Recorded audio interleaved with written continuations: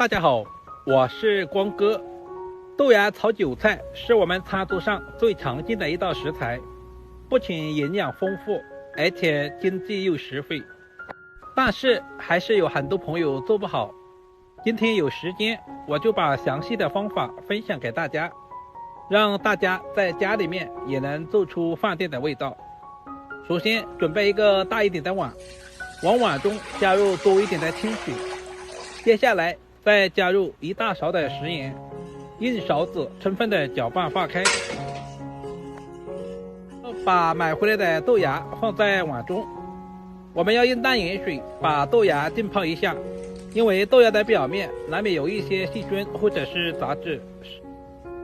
准备一个漂亮一点的小碗，往碗中打入几个鸡蛋，有条件的我们一定要挑选土鸡蛋，因为土鸡蛋的营养更加的丰富。接着往碗中加入少量的食盐，提前给鸡蛋入上底味，然后加入少量的白醋。这一步的目的是去除鸡蛋里面的大腥味，然后用筷子充分的搅拌均匀。搅拌鸡蛋其实也有技巧的，我们一定要像视频中这样把鸡蛋挑起来搅拌，这样才能够搅拌得更均匀一些。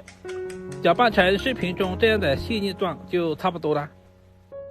接下来我们再简单的准备一些配菜，准备一小把清洗干净的韭菜，切成3到4厘米长的小段，全部切好，放在提前准备好的盘中备用。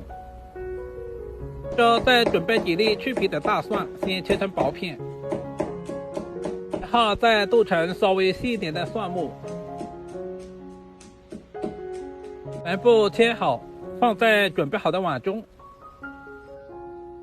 接下来准备一小块去皮的老姜，先切成薄片，然后再切成细丝，最后全部切成姜末。切好以后和蒜子放在一起。喜欢吃辣椒的，我们再准备几个小米椒，切成小圈。小米椒可以增加辣味，也可以搭配颜色。全部切好，放在姜蒜一起。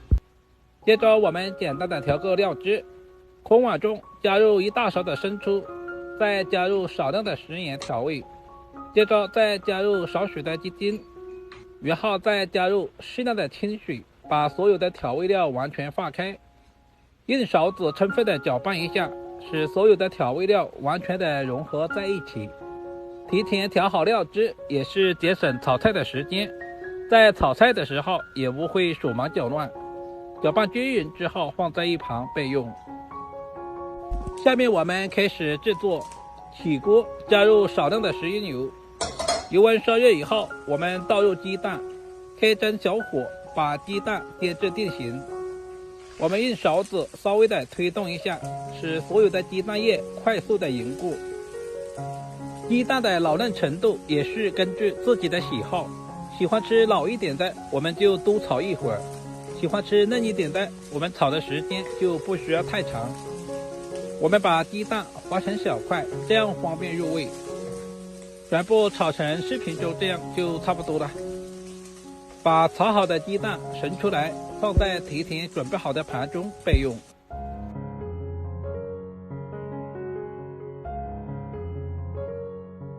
大约10分钟左右，现在的豆芽也浸泡好了，我们稍微的清洗一下。接下来准备一个蜜漏，我们把豆芽帽全部捞出来，这样炒出来的成品会更加的美观。这次下手翻拌均匀，把豆芽菜清洗干净。清洗完第1遍之后，我们还要放在干净的清水中淘洗2到3遍，充分的洗净之后，放在漏筛里面控干水分备用。下面我们开始操作，起锅加入食用油。油温烧热以后，下入切好的姜蒜、小米椒，开蒸小火慢慢的煸炒，充分的把姜蒜炒出香味，把小米椒炒出辣味。这里我们炒制的时间也不需要太长，大约翻炒10秒左右。接下来我们就把控干水分的豆芽菜放在锅中，这里我们要开大火，充分的翻炒均匀，把豆芽菜表面的水分炒干，炒出香味。亲爱的朋友们，视频都看到这里啦，借您花菜的小手点个赞再走呗。您的每一个点赞留言都是我前进最大的动力，非常感谢您一直以来的支持与鼓励。我们炒制的时间也不需要太长，大约翻炒10秒左右。我们再把炒好的鸡蛋也倒在锅中，这次翻炒均匀，使鸡蛋和豆芽菜完全的融合在一起。这样炒出来的豆芽有鸡蛋的香味，鸡蛋里面有豆芽的鲜香味。大约翻炒10秒左右，我们就把准备好的碗汁也倒在锅中，接着把切好的韭菜也倒下去。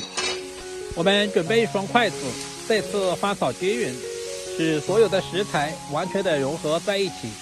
韭菜比较容易熟，所以我们炒制的时间千万不能太长，稍微的翻炒个10秒左右就差不多了。如果炒制的时间太长，韭菜很容易发黄，而且豆芽很容易出水。翻炒成视频中这样就差不多了。把炒好的韭菜豆芽全部盛出来，放在准备好的碗中，就可以美美的享用了。